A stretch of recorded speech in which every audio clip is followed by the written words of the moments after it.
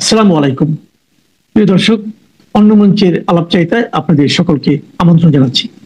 নিয়োগকর্তারা হঠাৎ কেন অধ্যাপক ইউনূসের উপর ক্ষেপলেন? কেন একের পর এক তারা বিস্ফোরক মন্তব্য করছেন? এটি কি নিছক কোনো রাজনৈতিক কৌশল, নাকি সত্যি ইউনূসের কর্মকাণ্ডের উপর তারা ক্ষুব্ধ? সূত্রগুলো বলছে বিএনপির সঙ্গে সখ্যতার কারণে অধ্যাপক ইউনূসের নিয়োগকর্তারা এখন বেসামাল হয়ে পড়েছেন। তাহলে অধ্যাপক ইউনূসের সাথে কি তাদের দূরত্ব বাড়ছে, নাকি অধ্যাপক ইউনূসের কাছে তাদের প্রয়োজন ফুরিয়ে গেছে? জুলাই ঘোষণাপত্রের পর জুলাই সনদের ব্যাপারেও কি অধ্যাপক ইউনূস তার নিয়োগকর্তাদের কাজকলা ধরিয়ে দিবেন? এমনকি নির্বাচন নিয়ে এনসিপি আর জামাতকে পাত্তাই দিতে চাইছে না সরকারের উপদেষ্টারা। এমন অনেক প্রশ্ন আর সন্দেহের মাঝে নির্ভর করছে সামনের দিনগুলোর রাজনৈতিক সমীকরণ। বিস্তারিত জানতে চলুন যাওয়া যাক বিশ্লেষণে। গত বছর আগস্টের শুরু থেকে বৈষম্য বিরোধী ছাত্র আন্দোলনের নেতারা অধ্যাপক ইউনূসের সাথে ঘনিষ্ঠ যোগাযোগ রেখে চলেছিল। নিশ্চিত ছিল শেখ হাসিনা বিদায় নিলে অধ্যাপক ইউনূসকে তারা ক্ষমতার মসনদে বসাবেন। 2007 সালে যে স্বপ্ন পূরণ হয়নি, সে স্বপ্নকে আরো একবারের জন্য জাগিয়ে ফ্রান্স থেকে ঢাকায় আসেন অধ্যাপক ইউনূস। ঢাকায় বিমানবন্দরে নেমেই উচ্ছ্বসিত প্রশংসা করেন শিক্ষার্থীদের, জানান তাদের আহ্বানেই সরকারের দায়িত্ব নিতে তিনি দেশে ফিরেছেন। জুলাই আন্দোলনের ছাত্র নেতাদের মাঝে দাঁড়িয়ে ডক্টর ইউনূস বলেন, ছাত্ররা তাকে চেয়েছেন বলেই তিনি তাদের ডাকে সাড়া দিয়েছেন। ছাত্রদের বীজতলা হিসেবে আখ্যায়িত করেছিলেন তিনি, বলেছিলেন এই বীজতলা আবারও তৈরি করতে হবে, তাদের হাত দিয়ে দেশ অগ্রসর হবে। এরপর গত এক বছরে নিয়মিত বিরতিতে ডক্টর ইউনূসের কণ্ঠে শোনা গেছে তার অনুগত ছাত্রদের প্রশংসা। ক্ষমতা নেয়ার পর জাতির উদ্দেশ্যে তিনি আরো খোলামেলা ভাবে জানিয়ে দেন ছাত্ররাই তার প্রাথমিক নিয়োগকর্তা, তারা যেদিন চাইবে সেদিনই তিনি চলে যাবেন। গত বছরের 25শে আগস্ট ওই ভাষণে তিনি বলেন, দেশের সংকটকালে ছাত্রদের আহ্বানে তিনি দায়িত্ব নিয়েছেন, নিজেদের সমস্ত শক্তি দিয়ে দায়িত্ব পালনের অঙ্গীকার করেছিলেন। এরপর তার নিয়োগকর্তারা যখনই যমুনার সামনে মিছিল নিয়ে গিয়েছিলেন, তখনই তিনি তাদের অন্যায় আবদারগুলো অবলীলায় মেনে নিয়েছিলেন। নিয়োগকর্তাদের মব সন্ত্রাসকে বলেছেন প্রেসার গ্রুপের ক্ষোভের বহিঃপ্রকাশ। বিশ্ব দরবারেও নিয়োগকর্তাদের স্বীকৃতি দিতে ভুল করেননি অধ্যাপক ইউনূস। নিয়োগকর্তাদের আন্দোলনের ভূয়সী প্রশংসা করে বিশ্ব মঞ্চে জানিয়ে দিয়ে এসেছিলেন ওই আন্দোলন ছিল মেটিকুলাসলি ডিজাইন করা।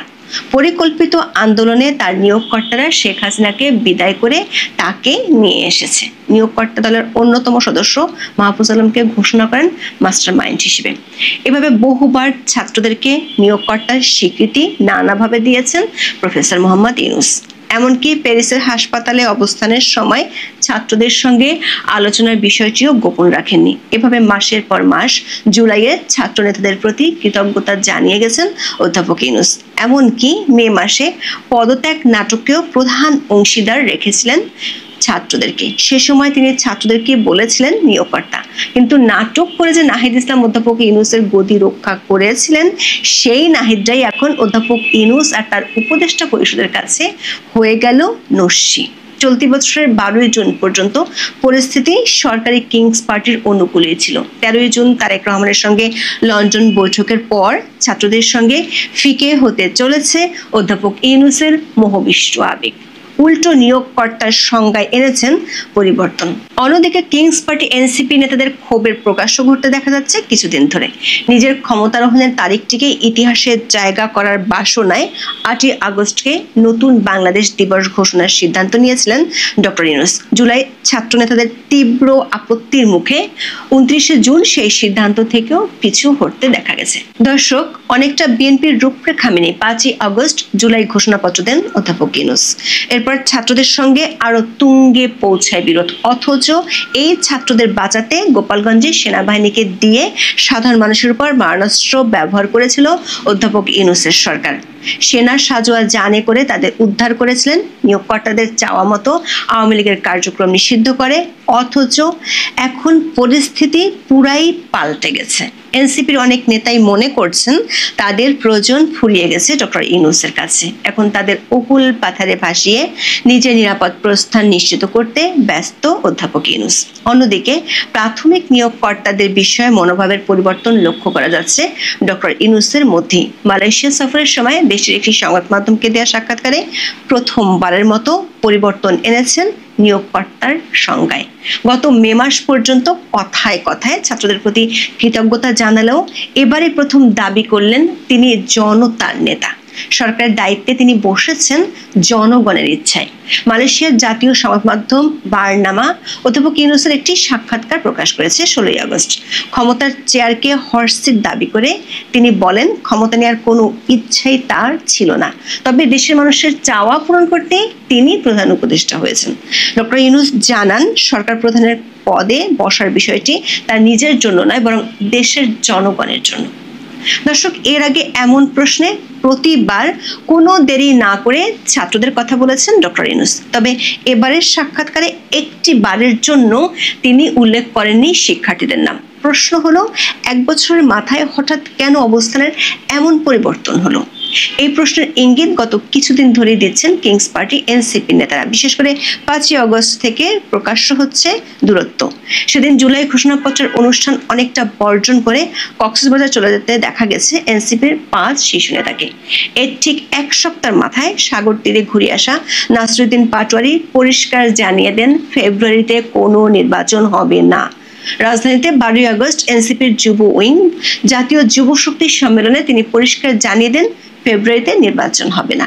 এনসিপির এমন ঘোষণায় অবশ্য সরকার যে বিচলিত নয় সেটিও জানিয়ে দিয়েছেন পরিবেশ উপদেষ্টা সৈয়দা রেজওয়ানা হাসান। 17 আগস্ট বলেছেন, রাজনৈতিক দলগুলো কে কি বলল তাতে অধ্যাপক ইউনূসের সরকার কিছু যায় আসে না। ফেব্রুয়ারিতেই নির্বাচন হবে। নির্বাচনের সময় ঘোষণার পর বিভিন্ন রাজনৈতিক দল থেকে বিভিন্ন বক্তব্য আসছে। সে বিষয়ে সরকারের অবস্থান কি? সাংবাদিকদের এমন প্রশ্নের জবাবে উপদেষ্টা রেজওয়ানা হাসান বলেন, এখন পর্যন্ত ইসিকে ফেব্রুয়ারিতে নির্বাচনের প্রস্তুতি নিতে বলা হয়েছে এবং ফেব্রুয়ারিতে নির্বাচন হবে। নির্বাচন নিয়ে রাজনৈতিক দলের হিসেব নিকেশ আছে, নিজস্ব রাজনীতি আছে, এটার সাথে সরকারের অবস্থা বদলের কোনো সম্পর্ক নেই। গত কয়েকদিনে অধ্যাপক ইউনূসকে এক নয় কয়েক হাত নিয়ে ফেলেছেন এনসিপির শীর্ষ নেতারা। নাসিরুদ্দিন পাটোয়ারি বলেছেন, ফেব্রুয়ারিতে নির্বাচন করতে হলে অধ্যাপক ইউনূসকে মৃত মানুষকে জীবিত ফিরিয়ে দিতে হবে। এর 4 দিন পর আরেক বিস্ফোরক মন্তব্য করলেন এনসিপির প্রভাবশালী নেতা হাসনাত আব্দুল্লাহ। ডক্টর ইউনূসকে অনেকটা বিশ্বাসঘাতক হিসেবে অভিযুক্ত করেন তিনি। ঢাকায় 16 আগস্ট এক অনুষ্ঠানে হাসনাত বলেন, যাকে গণ অভ্যুত্থানের পরে সরকার প্রধান বানানো হয়েছে উনি লন্ডনে গিয়ে সিজদা দিয়ে এসেছেন। পৃথিবীর ইতিহাসে এমন ঘটনা নজিরবিহীন দাবি করে হাসনাত আব্দুল্লাহ বলেছেন, অন্তর্বর্তীকালীন সরকার প্রধান একটি দলের ভারপ্রাপ্ত চেয়ারম্যানের সঙ্গে বসে প্রেস কনফারেন্স করছেন, সেদিনই সরকারকে লন্ডনে বিক্রি করে দেওয়া হয়েছে। ডক্টর ইউনূসের সঙ্গে মধুর সম্পর্কের ছেদ ঘটার পাশাপাশি নিজেদের অকুল পাথারে পড়ার ইঙ্গিতও পাওয়া যায় হাসনাতের কথায়। এমন অবস্থায় নির্বাচন নিয়ে এনসিপির অনাগ্রহ প্রকাশ পেয়েছে বাক্যের চাতুরিতে। জাতীয় নির্বাচনের আগে তিনি চাইছেন গণপরিষদ নির্বাচন। বলেছেন, কেবল নির্বাচনের তারিখ ঘোষণা করলেই হবে না, বরং পুরো রাজনৈতিক খেলার নিয়ম পরিবর্তন করতে হবে। আগে দেখা গেছে রেফারি গোল দিয়েছে, প্রশাসন খেলোয়াড়ে পরিণত হয়েছে, এবার নিয়ম বদলাতে হবে। রেফারি থাকবে, খেলোয়াড় থাকবে, প্রশাসনকে নিরপেক্ষ থাকতে হবে। সূত্রগুলো বলছে, অধ্যাপক ইউনূস ও তার সরকার এনসিপি থেকে দূরে সরে যাওয়ার বেশ কয়েকটি কারণ আছে। এর প্রথম কারণটি হলো এনসিপির জনসমর্থন অর্জনে ব্যর্থতা। এনসিপিকে রাজনৈতিক দল গঠনের জন্য সরকার সব ধরনের সুবিধা দিয়েছে, সেনাবাহিনী আর পুলিশ প্রোটেকশন দিয়ে তাদের সভা সমাবেশ করিয়েছে, কিন্তু সরকারের গোয়েন্দা সংস্থাগুলোর প্রতিবেদন বলছে এনসিপি একটি কিংস পার্টি ছাড়া আর কিছুই হতে পারেনি। আগামী নির্বাচন সুষ্ঠু ও নিরপেক্ষ হলে দেশের কোনো আসনে তাদের জামানত রক্ষা পাবে না। দ্বিতীয় কারণ হলো দলটির নেতাদের দুর্নীতি। 1 বছরের অতীতের যে কোনো সময়ের দুর্নীতির রেকর্ড ছাড়িয়ে গেছে দলটির নেতারা। ব্যাপক দুর্নীতির কারণে দলটিতে ভাঙন ধরেছে। 26 জন নেতা গত কয়েক মাসে দল থেকে বেরিয়ে গেছে। তৃতীয় কারণ হলো অধ্যাপক ইউনূস এনসিপির উপর আশাহত হয়ে এখন এক্সিট রুট খুঁজছেন। সে রুট পেতে হলে বিএনপির দিকে ঝুঁকে পড়াটাই শ্রেয় মনে করছেন অধ্যাপক ইউনূস ও তার উপদেষ্টা পরিষদ। দর্শক, সব মিলিয়ে দেখা যাচ্ছে সরকারের নিয়োগকর্তার আসন শুধু নয়, জাতীয় নির্বাচন নিয়েও আশা হারিয়ে ফেলেছে এনসিপি। আবার ডক্টর ইউনূসও বেছে নিয়েছেন নতুন মিত্র। প্রশ্ন হলো, এমন নতুন ছকে কে ডুববে, কে ভাসবে, নাকি দল বেঁধে সবার তলিয়ে যাওয়ার পথ আরো প্রশস্ত হতে যাচ্ছে? এখন এ পর্যন্ত। আসসালামু আলাইকুম প্রিয় দর্শক, সরকারের ভেতরে এবং বাইরে যা কিছু ঘটছে, যা কিছু ইঙ্গিত আমরা পাচ্ছি, যা কিছু তথ্য আমরা বিভিন্ন মাধ্যমে পাচ্ছি, এমনকি আন্তর্জাতিক অঙ্গনে বাংলাদেশকে কেন্দ্র করে যা কিছু ঘটছে, তাতে স্পষ্ট করে এটুকু বলে দেওয়া যেতে পারে যে পরিস্থিতি খুব একটা ভালো না, পরিস্থিতি খুবই ঘোলাটে, খুবই জটিল। এবং আগামী কয়েকদিন খুবই ক্রুশিয়াল, কখন কি হয় কিছু বলা যায় না। যেমন 5 আগস্ট অভ্যুত্থানের 1 বছর পূর্তির 2-3 দিন আগে প্রধান উপদেষ্টা প্রেস সচিব মিস্টার শফিকুল আলম বলেছিলেন যে আগামী 5-6 দিন খুবই ক্রুশিয়াল, দেশ কোন দিকে যায়, সরকার কোন দিকে যায় সেটি এর মধ্যেই স্পষ্ট হয়ে যাওয়া সম্ভব হবে। কিন্তু তার সেই 5-6 দিনের সঙ্গে সম্ভবত আরও কয়েকদিন এক্সটেন্ড করা হয়েছে বা এক্সটেনশন হয়েছে। কয়েকটা ইঙ্গিত দিই, প্রকাশ্যে যা আসছে সেখান থেকে আমরা কিছু কিছু হিসাব সমীকরণ মিলিয়ে নিতে পারি। যেমন পরিবেশ ও বন বিষয়ক উপদেষ্টা সৈয়দ রেজওয়ানা হাসান, তিনি সরকারের একজন অন্যতম প্রভাবশালী উপদেষ্টা, তিনি এনসিপি এবং নির্বাচন প্রসঙ্গে কি বলছেন?